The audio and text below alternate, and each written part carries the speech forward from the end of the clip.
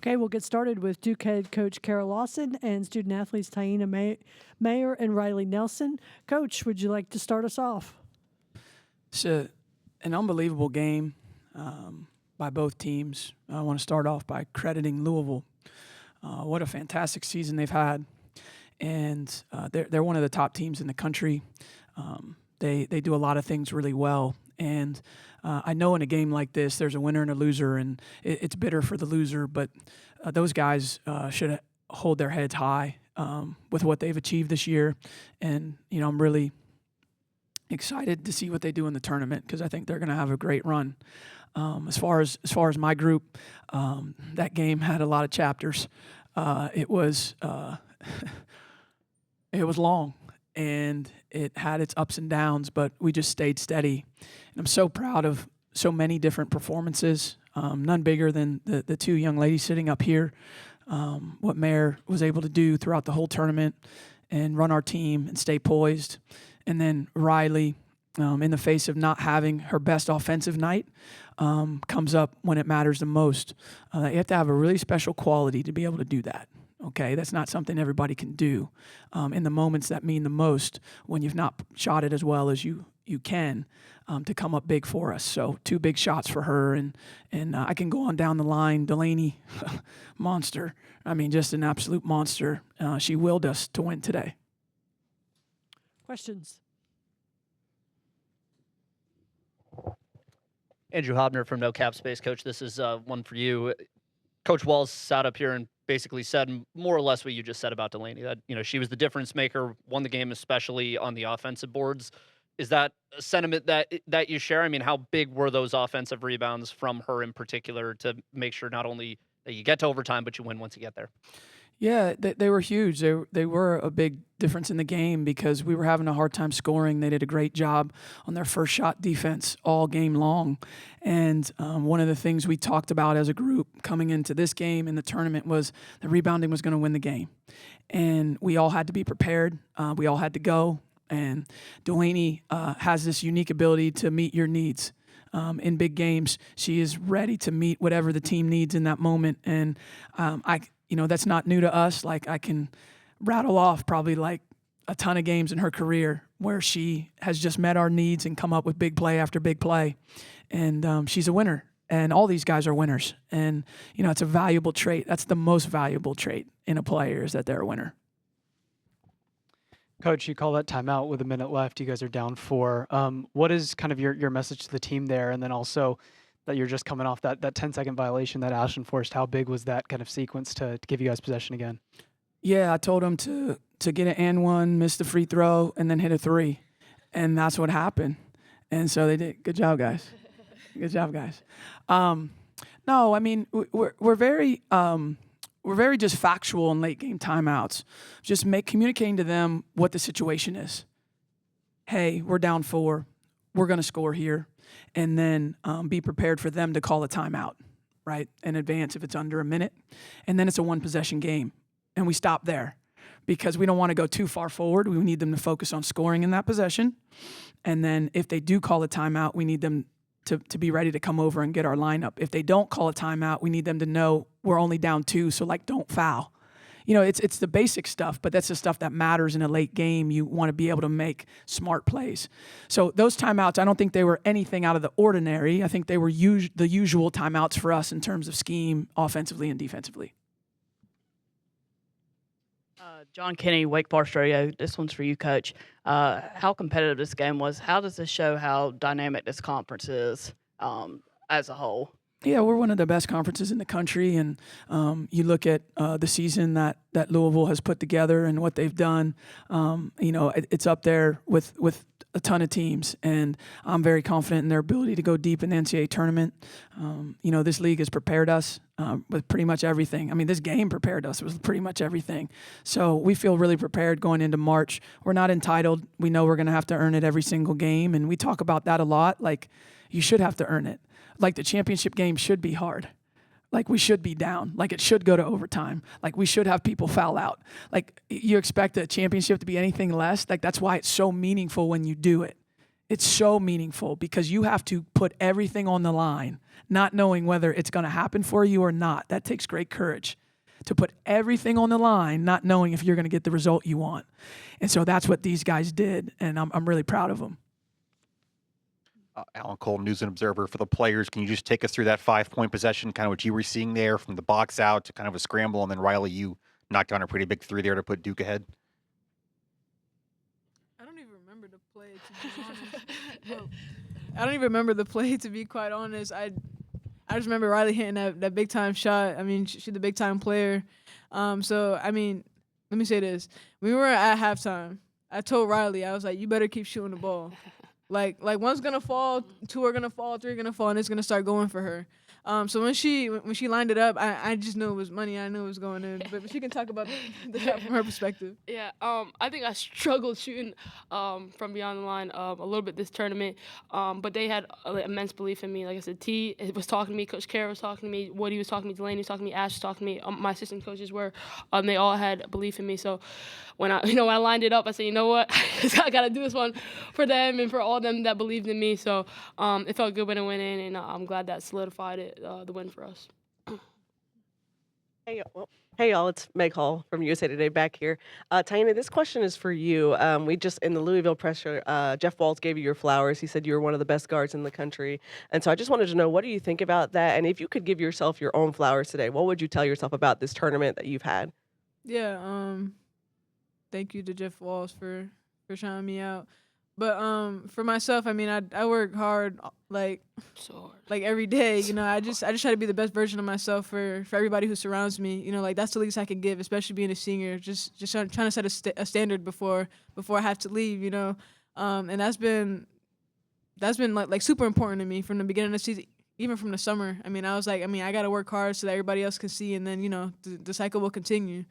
But I mean, it's just I can't even talk about like my time at Duke. I mean, it's crazy, but I'm just glad that I'm leaving my mark here, and I'm glad that my younger sisters they know what it takes to win. So yeah. Landon Weaver, 3304 Sports. Coach, this question's for you. About Toby. She had 3 fouls going into the fourth quarter, played a phenomenal fourth quarter, was really aggressive, blocking shots and creating offensive rebounds. What can you speak about her performance in that fourth quarter late, knowing she had foul trouble? Yeah, all of our players have an understanding that throughout the course of the game, there's going to be rough moments. And we talked about Riley's, inability to make open shots earlier in the game, but then she came through later. And the same with Toby. I thought Toby struggled offensively to finish shots that she normally makes. But you're so much more than a scorer in the game of basketball. If you want to be a champion, you better be more than a scorer. And her ability, her versatility defensively to block shots, to guard on the perimeter, we rely on her so much, and she covers up so much for us. Somebody gets beat, she saves us time and time again. No better example of that. And yesterday's semifinal win, the ricochet goes out to Hidalgo. That's not her player. She contests that. Then it comes out to Moore. She runs over there, guards that, and blocks it. Like, those are winning plays, as much as a layup is, or as much as a three-pointer is. And so she's just got winning plays that go through her veins all game. It wasn't her best performance. She was frustrated to foul out, but we're more than one player. And I'm just so proud of how she contributed, even though it wasn't her best game. Congratulations, Denise Tennell, DXP Media and Sports. When you think about how far this team has come throughout the season, what does it mean for this group to get the job done and come out as ACC Tournament champions? It's very special for this group to kind of complete the journey in the ACC because everyone knows about our start. And, every time I hear 3-6 for the rest of my life, I'm probably going to think about this year because I've heard it so much before. I mean, people just come up to you and go 3-6. But I'm very proud of that. I'm proud of where we started, even though it was hard, and I'm proud of where we got to. And, when you look at this team, we had to figure out who we were. We didn't know that at the beginning. And, we had some personnel losses as well. We lost 3 players for the entire season. And so this group had to figure out how were we going to play and how could we be successful, and that takes time. And I understand that you're not given a lot of time in sport. It's okay. But we just worked. And we blocked out as much as we could. You know, it's hard to block everything out, but we blocked out as much as we could. And we just doubled down on each other. You know, our belief in one another, who we know ourselves to be and who I know them to be. And every day just approached it like, let's just get better every day. And I love this life lesson for them. Like for the rest of their life, you know, anytime they have adversity, I hope this season serves as an example for them that they can persevere through it and that there's greater things on the other side of it. Coach, just to follow up on what you said about Toby, I mean, was some of what you just discussed some of what was said to her after the game where she's kind of in tears and you're talking with her right there before the trophy presentation happened? You don't have to tell us verbatim what it was, but was there kind of that discussion of you did what we needed even if, you know, it wasn't the best game for you? What was that discussion like? Yeah, those were happy tears. Those weren't sad tears. So she was emotional and excited to be a 2-time champion. So that was what that was about. And you know, it was me giving her the message of how proud I was of her, how important she is to our team, and how she continues to grow as a player.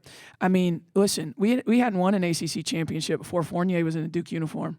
You know, like she's a special player and she's, you know, centerpiece of what we do offensively. All the attention she gets really helps our other players play. So we all see her value and know her value. And it was just me just thanking her for not just this game, but the whole tournament. Just as a follow-up for both players here, you know, knowing that Coach Lawson is there for one of your teammates like that, I mean, what has it meant this season to have Coach pour into you guys to the point where there is that belief of winning a championship, you know, at the place that you are now? Yeah, Coach never gave up on us. Even like when we had our 3-6 start, I mean, we had a long conversation in the locker room after, you know, our UCLA loss, and it was just, you know, she never gave up on us. We continue to work hard. We continue to stay down and you know, who we are as a program. And, you know, she kept the same thing. She wrote the same 5 things on the board all year. And we stayed true to that. Don't say what those are. Yeah, no, I'm not. Yeah, I'm not. We wrote the same 5 things on the board all year. And so it's just, yeah, so she believes in us. And, you know, we bought into that process. So, yeah, it showed on the court today. Yeah, just to add on to what Riley said, I mean, Coach, she does an amazing job of just pouring life into this program, in every aspect, but particularly for us as players. I mean, she does everything right in the right ways. I mean, she's not just a coach, well, just to me, but she's a mentor, you know, and that's how I view her as. You know, she's a role model. You know, I hope one day I can be as great as her. You know, but she just never stopped. Like even from the summer, she poured life into us. Like she knew that we had big goals ahead of us, and she knows that we can meet those goals, and she's never changed up. Even when we had that loss at West Virginia, even in Vegas, and even the loss at LSU at home. I mean, she stayed true to the goals and stayed true to the message, and we all bought into that because we know that Coach is going to keep it 100 with us, 101 at that. Yes. You know, on good days and bad days. So I mean, I'm just so grateful that she gets to coach me, and I'm grateful that I'm under her wing. Riley, kind of a big picture question for you. After not playing, you know, all of last year, could you tell us a little bit about what the road to getting, you know, mentally and physically prepared for a full season of college basketball is like, and how you feel like you've grown personally from November to now? Yeah, I think the summer and the beginning of the season was just all about, you know, learning the different schemes, you know, just trying to get adapted to the process. And then now it was just, you know, all that hard work, you know, paying off, and my teammates' belief in me. I just think it was definitely a hard road, but seeing how they won last year and how they set the standard for that, just to match that coming into the season this year, so that, you know, we can get the second one. Coach, this one's for you. How does this championship win help you create momentum going into the NCAA tournament? I think all of our experiences, not just this win, you know, we kind of take something from all of them. Unfortunately, we don't start the first game ahead. You know, we start at 0-0, but certainly the ups and the downs of this tournament run where different players stepped up for us. I think is valuable. So we certainly have a lot of confidence going in, but we've never been an entitled group. I think that's because of our humble beginnings. We never walk into a game thinking like, oh, this is going to be easy, or oh, we deserve to win this. We think of like, no, we got to go earn it. And I think that approach has served us really well. So even though we feel good and we have a lot of confidence, we have to earn any win that we get in the NCAA tournament, and that starts with the first round for us. Any other questions? Oh, okay. Coach, what's the travel schedule like now? Oh, well, we're gonna get on the road right after, right? Yeah. So yeah, we're excited to get back. Bringing it back to Durham. Bringing it back to Durham. Yeah. Okay. Thank you very much. Thank you, Coach. Thank you, ladies.